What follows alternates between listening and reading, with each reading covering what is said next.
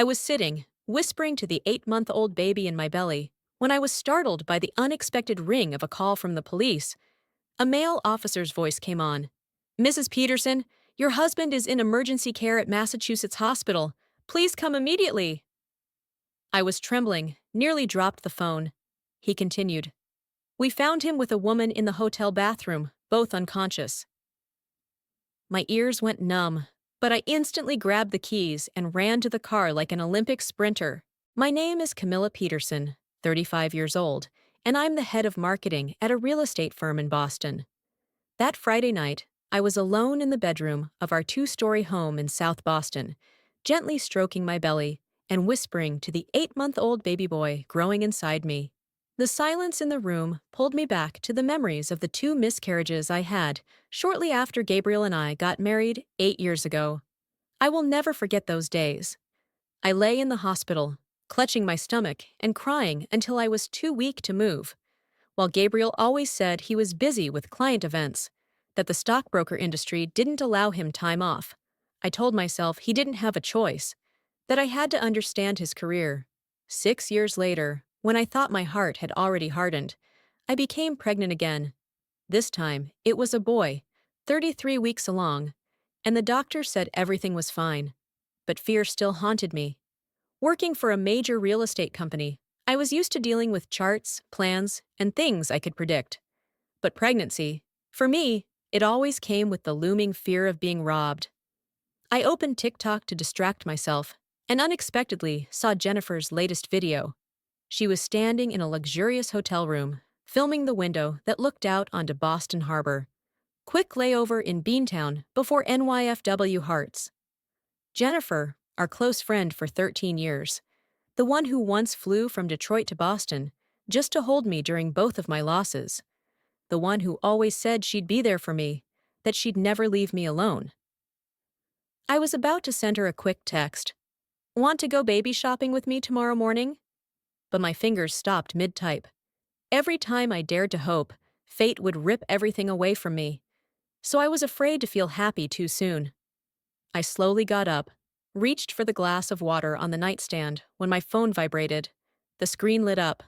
Boston Police Department. A cold shiver ran down my spine. I answered, trying to steady my breath. A calm officer's voice came through, steady enough to make my heart drop into my stomach. "Mrs. Peterson, we're calling from Massachusetts General Hospital. Your husband has been brought in for emergency care due to a fall in a hotel bathroom." I was silent for a few seconds. Then the officer continued, carefully enunciating every word. "He wasn't alone. We found him unconscious with a woman." My ears rang. I grabbed the edge of the bed, the other hand instinctively wrapped around my belly. I don't know why, but the image of that hotel window from Jennifer's TikTok flashed in my mind. The lights of Boston Harbor, the soft blue curtains, and her phrase, "quick layover." I wouldn't let myself jump to conclusions. It couldn't be. Jennifer would never do that to me. Gabriel, he might be flawed, but he wasn't the kind of man to cheat with his wife's best friend. His own best friend. I threw on a coat, slipped on my shoes, and ran to the car. The Boston night wind cut into my face, but it couldn't compare to the pain squeezing my heart. As I drove, I muttered to myself, "They must have made a mistake. Maybe it was a colleague. Maybe there's a misunderstanding." But then the image of that hotel window, Jennifer's satin pajamas that she always wore when staying over at our house, everything came rushing back like a bad omen. As I turned into the parking lot of Massachusetts General Hospital, my whole body trembled, not from the cold, but because I knew what waited behind those doors. Might shatter 8 years of marriage, might destroy the life I had fought to rebuild after 2 devastating losses. And I had no idea that what I feared was only the beginning. As I pushed open the doors to the ER at Massachusetts General Hospital, the all-too-familiar scent of antiseptic, etched into my memory from my previous miscarriages, hit me like a wave. Making my stomach knot up, I held my belly and tried to breathe evenly to prevent a contraction. The reception desk was, as always, crowded, but the people in front of me blurred into a haze. All I could hear were the squeaks of doctors' shoes on the floor and the rhythmic beeping of monitors I handed over my ID. my voice cracking as I said Gabriel's name.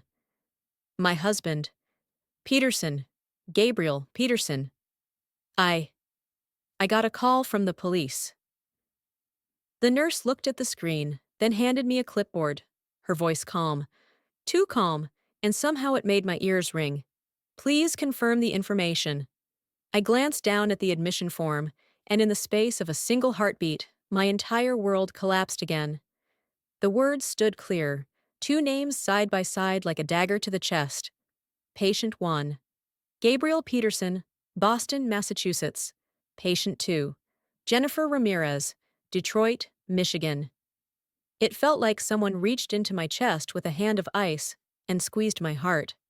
Jennifer, my best friend for over a decade, the one who once flew from Detroit to Boston just to sleep beside me in the hospital after I lost my child, the one who held my trembling hands as the doctor walked in with that grave expression, the one who said, "I'm here. I swear next time you'll keep the baby." My knees gave out, and I had to grip the counter to stay upright. "Ma'am," the nurse gently touched my arm, "you're pregnant.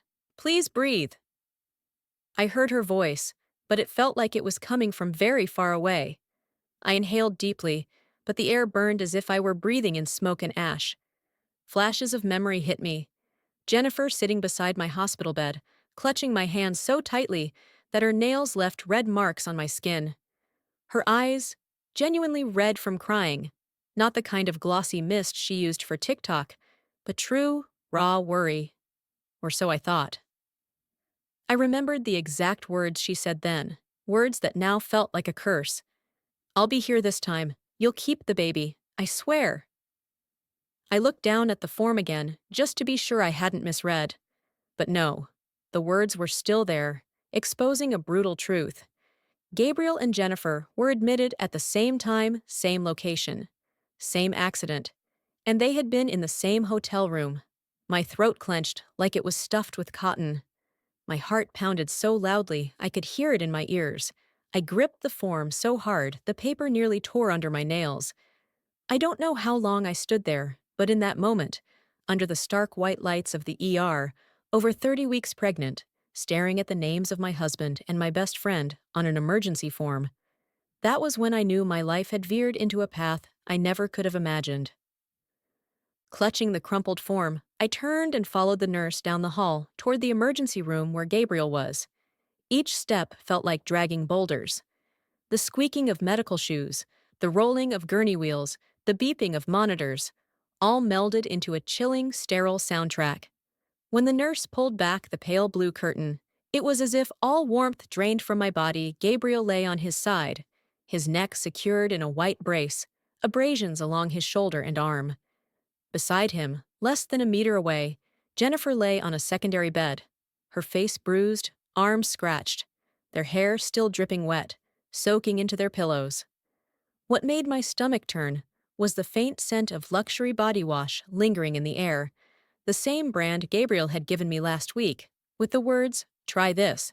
See if it suits you." I hadn't even spoken when the night shift officer stepped forward to note a few details, his voice flat and report-like. They booked room 2418 at the Liberty Hotel. Staff reported hearing glass shatter, screams. When security forced the door open, Peterson was found unconscious on the bathroom floor, and Ms. Ramirez was seated beside him, shaking. Both of them were unclothed. Water and blood covered the tiles. That word, unclothed, hit me like a bullet to the chest. I stood frozen, unsure if I was even breathing. A piercing chill gripped my spine like a bucket of ice had been poured over me.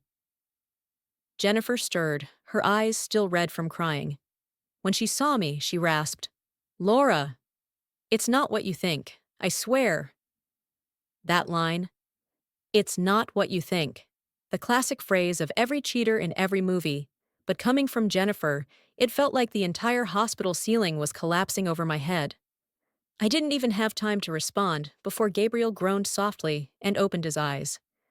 He winced from the dizziness, lifted his hand to his head, and the first thing he did wasn't ask if I was okay, but turned toward Jennifer, voice hoarse, yet filled with worry. "Baby, Are you all right?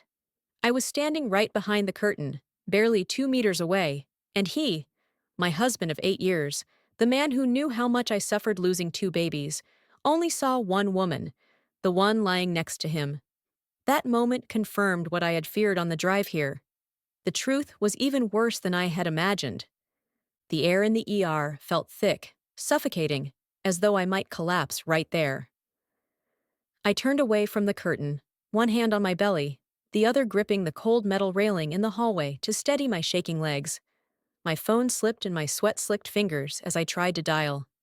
Finally, I managed to press the right number. David Ramirez, Jennifer's husband. When he picked up, his voice was low and weary, like he had just stepped out of a long meeting. I tried to keep my voice from cracking, but it came out like a sharp gasp. David, you need to fly to Boston. Jennifer's at Mass General. With Gabriel. Silence from his end. So long I thought he might have dropped the phone. Then he asked, slowly, clearly, like he needed to be sure. Where? I swallowed hard. Same emergency room. Accident at the Liberty Hotel. This silence was even longer.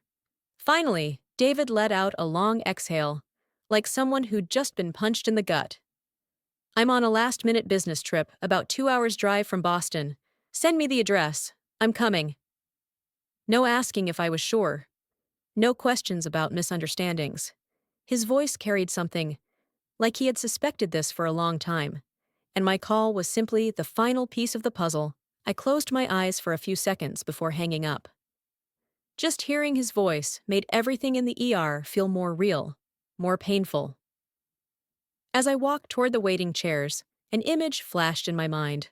My wedding to Gabriel, 8 years ago. The weather had been perfect. People joked that even the sky was rooting for us. Jennifer had worn a champagne bridesmaid dress. Beaming in every photo beside me, David stood next to Gabriel as his best man. I remembered one small moment no one else noticed. Gabriel and Jennifer chatting, laughing too much, and there was something too familiar, a glance that lingered just a bit longer than it should have. A casual touch on the arm that I told myself was nothing. I saw it all. But the heart of a newlywed doesn't want to believe otherwise. I told myself, they went to college together. They get along well, don't be overly sensitive. If someone had told me then that 8 years later, I'd be standing in a hospital hallway, over 30 weeks pregnant, calling my bridesmaid's husband to tell him his wife was lying next to my husband after a hotel accident, I would have laughed and called it the most absurd thing I'd ever heard. But now, it's real. A truth that's tearing me apart, piece by piece, beneath the cold white lights of Mass General. I hadn't even caught my breath when the sound of hurried footsteps echoed down the hallway. I turned and saw David, his shirt wrinkled, as if he'd wrestled with it the entire 2-hour drive. His mind unraveling, the clock on the wall read 9:27 p.m. He didn't hesitate for a second. He marched straight into the ER room and pushed aside the curtain. Under the dim lights, when his eyes landed on Gabriel, lying there, and Jennifer in the adjacent bed, his face didn't twist with rage like I expected. It went cold, so cold it thickened the air around us. He stood before Jennifer's bed, ignoring Gabriel, who was wincing in pain, and asked in a voice so flat it chilled the bones. "How long?" Jennifer burst into tears immediately. No running, no excuses, no denials. She collapsed to the floor, clutching David's pants like someone drowning. I'm 11 weeks pregnant. It's your baby. I only found out last week. I came to see Gabriel tonight to end our affair. But then the accident happened. Her voice broke apart between sobs. Gabriel lay just a few steps away, but Jennifer looked only at David, as if he was the last thread keeping her world from falling apart. I stood frozen at the doorway, gripping the metal railing so tightly my knuckles turned white. I had braced myself for the affair. But I wasn't ready for this. My best friend was pregnant.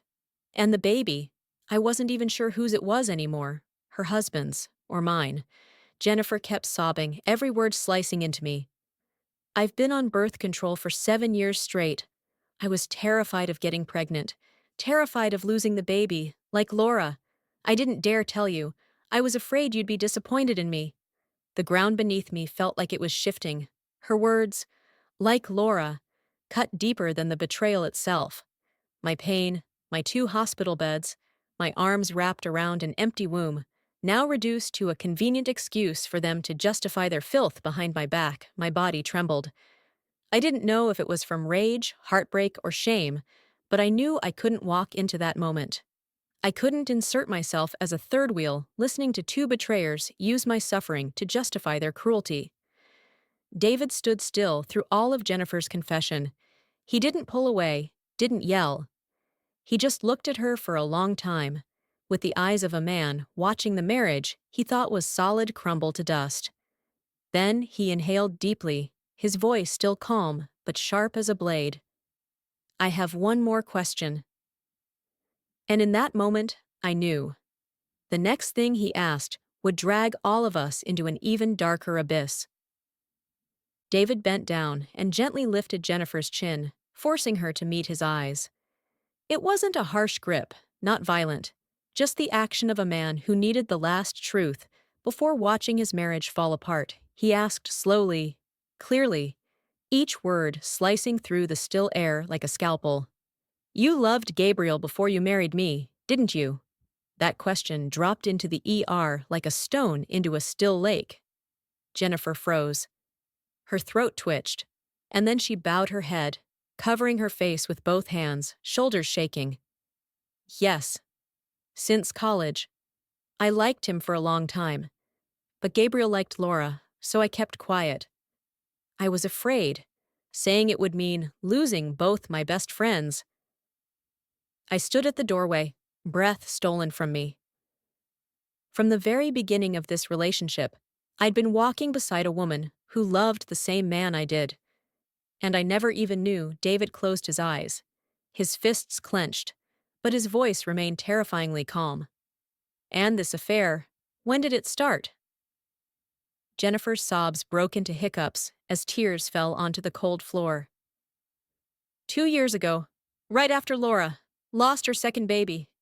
Gabriel. He got drunk in the garage after the memorial. I found him sitting alone. I only meant to comfort him.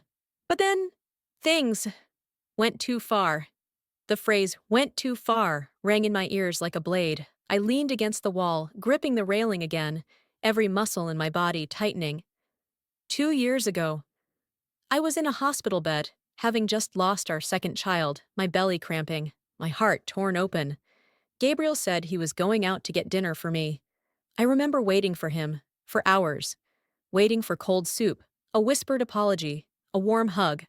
But now I knew where he had gone. He was on top of Jennifer, while I was losing blood, drowning in the worst pain of my life.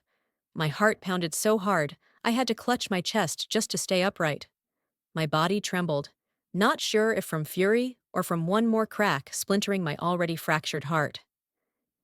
David looked at me, and in that moment, amid the brutality of those confessions, the antiseptic air, and the steady beep of monitors, his eyes were the only thing keeping me from collapsing completely. He nodded slightly, as if telling me he understood why I was trembling like this. Then he said quietly, but with steel in his voice, "Camila, thank you for calling me. Protect your child." That sentence, in that moment, felt both like gratitude and a vow, something between 2 people who'd been betrayed. Not love, but recognition of each other's pain. David stood, straightened his wrinkled shirt, and walked out of the room. Pulling out his phone, I heard him speak 3 clear words before the curtain closed behind him. "Call family lawyer." And I knew this wasn't just the end of their marriage. The entire world I thought had stood firm for 8 years had just collapsed. When I stepped outside the hospital, the cold Boston night wind whipped against my face, sobering me slightly. But deep inside, a strange new feeling began to rise. I needed to know the whole truth. I no longer trusted anyone's explanations. I returned to our single-family home, the place I once imagined my child growing up in, where Gabriel and I would hang our family photos on the wall. Now, the silence inside was so deafening, the sound of the key turning felt like a gunshot. I went straight to Gabriel's home office. His laptop was still on the desk, half closed. As usual, I opened it. And just like every other time, he hadn't logged out. My hands trembled, but I clicked into his calendar app. Within 3 seconds, a chill ran down my spine. The Liberty Hotel. Room booking. Repeating like clockwork. The last Friday of every month for 14 straight months. The note stung my eyes. J. Hearts. Content Shoot Boston. J. I didn't need anyone to explain who that was. I clicked on each entry, each date, each payment. Every line slapped me in the face. If it hadn't been for the accident that night, how many more months would they have gone on? I switched to checking his work email. Gabriel's inbox was full of financial meetings, stock brokerage contracts, but wedged between them were money transfers, invoices for creative content services, and a string of emails labeled Personal J. My heart pounded. I logged into our joint bank account, the one we'd used to save for our future child for years. In the transfer history, I scrolled down, and I thought my brain might explode. $7,000 a month. Consistently, 14 times. All sent to Jennifer Ramirez. Notes read, content retainer, media consulting, shoot prep, even one that said support during tough time. None of it was real. But what chilled me the most wasn't the money sent. It was where it came from. I opened the savings section. The balance was lower than I remembered. I scrolled through the transaction history, and there it was. Withdrawals that matched every payment to Jennifer, not just from our spending account. Gabriel had pulled from the college fund we'd built for our child, a fund we started in year 3 of our marriage, after the first miscarriage, hoping one day we'd get another chance at being parents. He had drained the dream of our family to feed a filthy relationship. My chest tightened. If I hadn't grabbed my belly in time, I might have collapsed. But it wasn't over. When I opened the documents folder, I found an influencer contract with Gabriel's brokerage firm logo. I opened it. A media collaboration agreement between Gabriel's company and Jennifer Ramirez. But what made my blood run cold was the signature Laura Peterson. Not my signature, but so perfect a forgery no outsider could tell. Gabriel had forged my name to secure a contract for Jennifer, to legitimize the steady stream of money, a double con, fooling his company and deceiving his wife. I closed the laptop, but my hand wouldn't leave the lid. I looked around the room. Everything in this house had once been a part of the life I tried to build. Our shared desk, our wedding photo, the ultrasound frame from this pregnancy on Gabriel's desk. Now, they were just props in a fake life. I stood up, still shaking, but something had formed inside me. Not pain, but pure clarity. From this moment forward, I was no longer the woman waiting for her husband in a hospital bed. I was the one gathering evidence to protect herself and the child growing inside her. As I sat down on the couch, hands still trembling slightly, I opened Jennifer's TikTok, the space I once thought of as my friend's little pride. She used to show me her brand deals, her travels, her empowering captions about friendship and female strength. But as the screen lit up, those videos now made me nauseous. The support bestie clips, where she hugged me in the hospital, wiped away my tears, added captions like, "Be there for your sister hearts," now felt like the weight of a public lie. I replayed a video she posted after my second miscarriage, one where she sat beside me, holding my hand tightly, whispering, "I know what you're going through." I used to be moved watching that, grateful to have a friend by my side in the darkest time. But when I checked the timestamp, I saw the video was taken during the exact 2 hours Gabriel had supposedly gone out to get food. 2 hours I had worried he was stuck in traffic, or perhaps crying alone in grief. I had no idea. They were together. They had crossed the line while I was losing our child. The sensation that spread from my chest to my stomach was something I had never felt before. Not just pain, but the complete collapse of every memory I once believed was true. I began taking screenshots of every video, every sympathetic comment like, "Jennifer, you're such a good friend," every staged moment she curated to portray herself as the devoted, selfless friend I saved every hotel check-in she made that just happened to coincide with the same nights Gabriel booked the Liberty Hotel. Each screenshot was a shard of her shattered mask, one that had been broken long ago. Once I had enough, I opened my work email and clicked Compose. I typed, Subject, regarding your VP Gabriel Peterson. Body, I have documents, we need to talk. I stared at the message, hand trembling. Not from fear, but from the clarity of what I was about to do. I knew once this email was sent, Gabriel's life would never go back to the way it was. But I also knew I couldn't act while emotions still stormed inside me. I took a deep breath, looked down at my swelling belly. My son, the only innocent soul in this entire tragedy. I hovered my mouse over send, then moved the message to drafts. Not because I forgave Gabriel, but because every move I made from now on had to be deliberate, measured, never impulsive, so I could protect my child's future the right way. I closed the laptop. The house was so silent, I could hear my own heartbeat. And for the first time in 8 years, I realized I was no longer afraid of the truth. I was ready to face it, and the first way to do so was to leave the house full of fake memories. A week later, when Gabriel was discharged and returned to the 3-bedroom home we once chose with the dream of raising our first child here, all that waited for him was absolute silence. I wasn't there, but I could picture every moment he experienced, because everything I left behind was arranged with such precision that no words were needed. When Gabriel opened the door, the afternoon light poured into a bare living room. The sofa was gone, the shared workspace was gone, every wedding photo on the wall had vanished, all traces of our 8-year marriage were scrubbed clean as if it had never existed. All that remained was the kitchen table, where I had left the final remnants meant for him. In that cold space, he would have seen the 33-week ultrasound photo of our son, laid neatly like a blade pressed to the heart of a father who had never cherished what he had. Next to it was the divorce agreement, already signed on my part with a pen beside it, an invitation to sign the truth he created. And there, 2 strips of extended birth control pills Jennifer had once left at my house, now laid on the table like the final proof of betrayal. On top of it all, a handwritten note in shaky but resolute handwriting. You left me alone for 2 miscarriages. This time I will give birth, but not with you.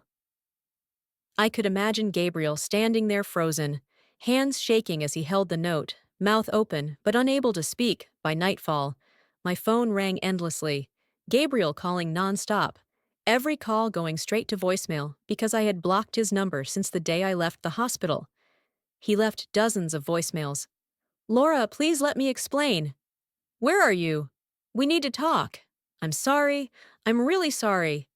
But those words held no value anymore. Before he could even gather himself, an email from HR at his brokerage firm had landed in his inbox, its message simple but deadly to his career. We need to discuss your Liberty Hotel charges. That alone was enough for me to know his precious title of department head was already in freefall. And, just like every other time in our 8-year marriage, Gabriel only realized the worth of what he had when it was already gone. A week later, when Gabriel's calls had become a distant echo I no longer wished to hear, another call came, this one from David. His voice was calmer than the last time we met at the hospital, but there was still a heaviness to every word, like a man who had survived a storm but still carried its chill. That afternoon, he came to my new apartment in the Seaport district. It was smaller than our old house, but the light streaming through the glass windows felt warmer, more peaceful than any place I'd lived in the past 8 years. I opened the door, and in his hands was a thick envelope. He didn't sit right away. He stood at the dining table, opened the envelope, and poured out neat stacks of $100 bills onto the pale wooden surface. Nearly $100,000, he said, voice raspy but clear. Every cent Gabriel paid Jennifer over the past 14 months. This is guilt money, and it doesn't belong to her or to him. It belongs to your child's future." He said it without trembling, without flinching, like it was the most natural thing in the world for him to do. I stared at the money, the same funds Gabriel had stolen from our child's college savings to support an affair, and felt a slow ache, no longer violent, just deep. David pulled out a chair and sat across from me. His eyes were tired, dark, but completely sincere. He clasped his hands together on the table, like a man preparing himself for something he knew he needed to say. "Laura!" He inhaled deeply. "If you'll allow me, I want to be a father to your son. I've waited 7 years to become a dad. 7 years in a marriage where I thought we'd have a family, have our first child. But all that time, Jennifer never truly wanted to be a mother." I looked at him for a long time. Not because I was surprised, but because, for the first time, a man looked at the baby in my womb, not with apathy, not with avoidance, but with something rare. Choice. He shared no blood with my child, but he wanted to stand by him, to protect him, to become the father Gabriel never was. I placed my hand on my belly, where Ethan kicked lightly as if responding.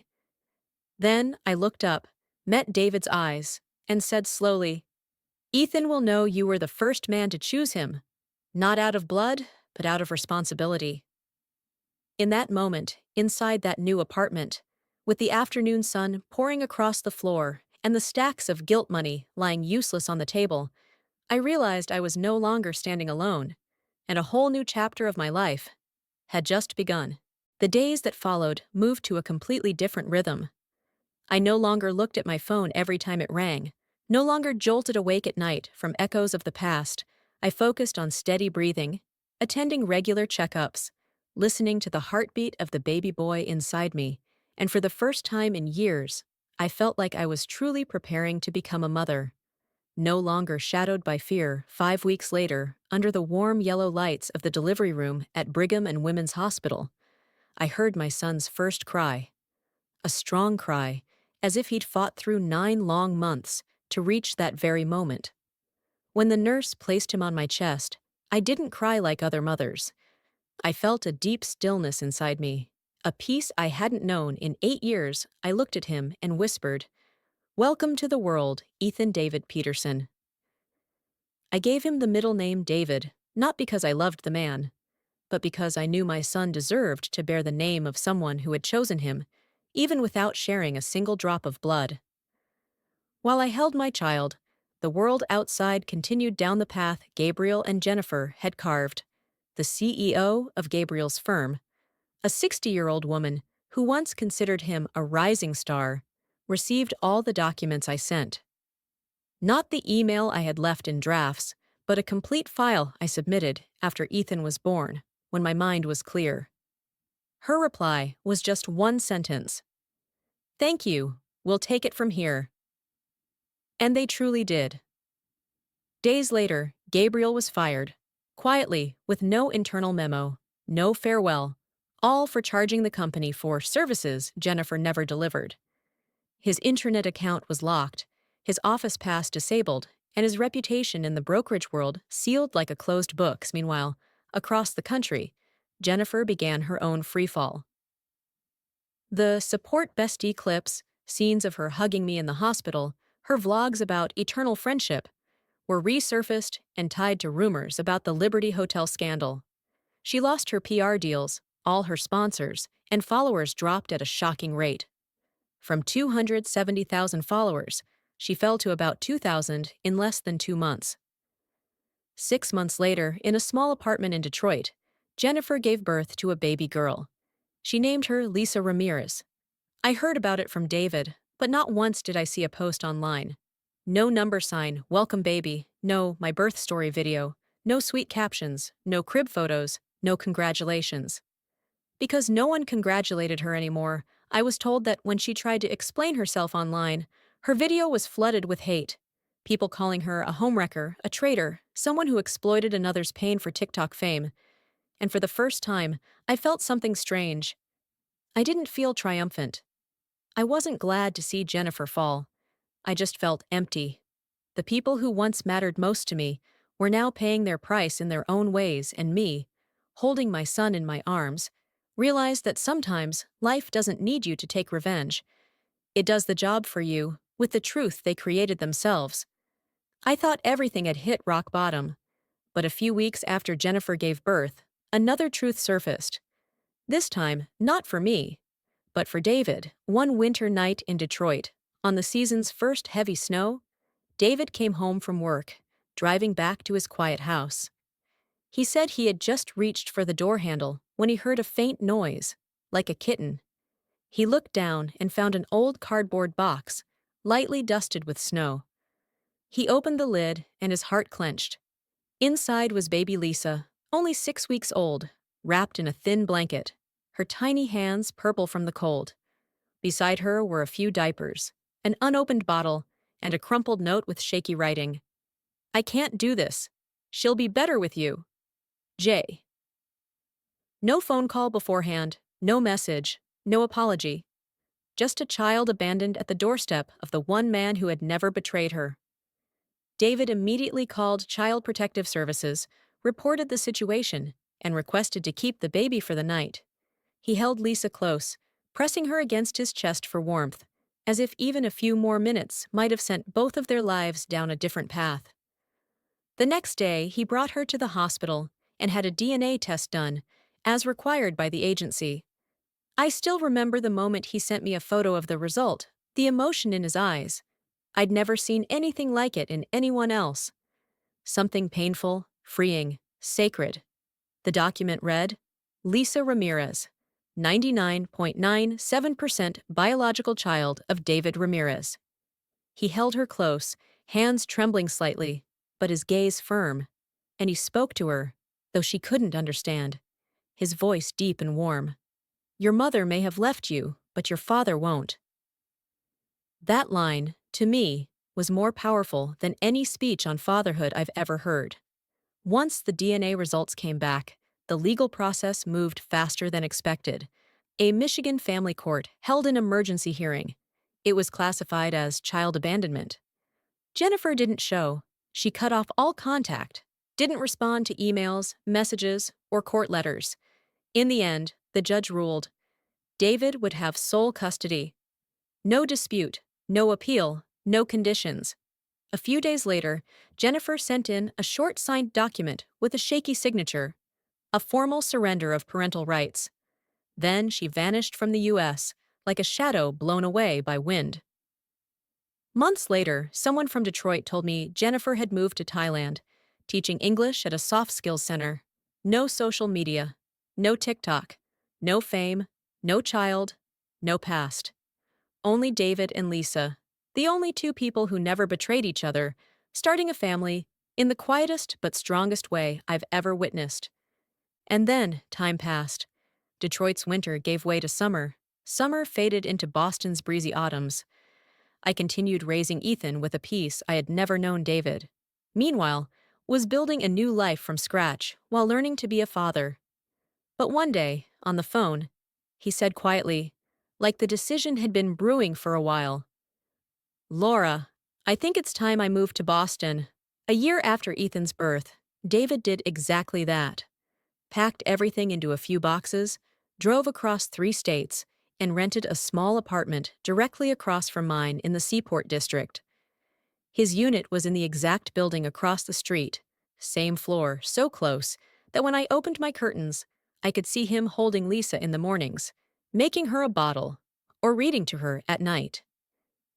On their first morning there, I stepped into the hallway with Ethan just as David pushed Lisa's stroller by. 2 little kids, one black-eyed boy who looked like me, one brown-eyed girl who looked exactly like David, saw each other, and as if touched by some quiet magic, both burst into giggles. Ethan pressed his hands against Lisa's stroller, bouncing as if to say hello. Lisa grabbed Ethan's sleeve, her round eyes sparkling. Watching the 2 toddlers stumble down the hallway, laughing like they were meant to find each other, I felt the entire past year collapse into one single moment. A moment where the weight I'd carried for 8 years suddenly felt a little lighter. Then Ethan looked up at David, and in his first babbling attempt, said, "Dad." David froze, eyes red for a fleeting second, before he bent down, cupped Ethan's cheek, and replied, voice raspy and full of warmth, "Dad's here." That was the first time I truly smiled. Not a smile to soothe, not a smile to mask pain, but a real smile of someone who had walked through hell and found the light. After that, we started attending a single-parent support group in Boston. From awkward first meetings, to coffees after sessions, to afternoons at Carson Beach Playground with our kids, we slowly became a different version of a family. Not tied by blood, but by choice, responsibility, and kindness. A chosen family. And sometimes, that's the strongest kind of family life can give you. That weekend afternoon, I leaned on the seaport railing as wind from Boston Harbor carried the scent of salt, and the golden sunset stretched across the water. Ethan and Lisa ran ahead, tiny footsteps scattering soap bubbles that shimmered in the light, glittering orbs that rose and popped, like fragments of painful memories being carried away on the breeze. I opened my phone, scrolled through TikTok without thinking, and saw Jennifer's new video from Thailand. No filter, no makeup, no self-love captions.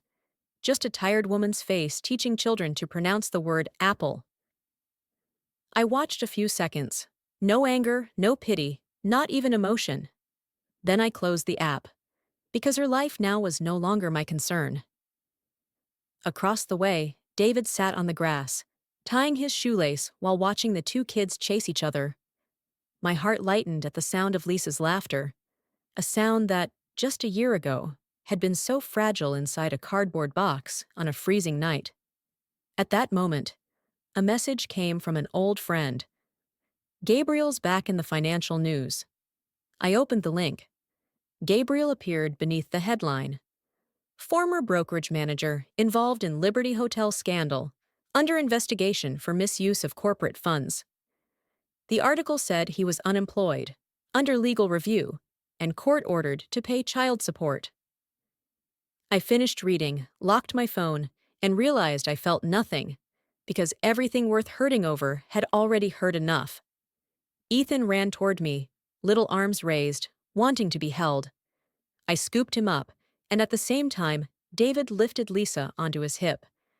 The children rested their heads on our shoulders, smelling of sunshine, baby lotion, and the scent of a life completely reborn.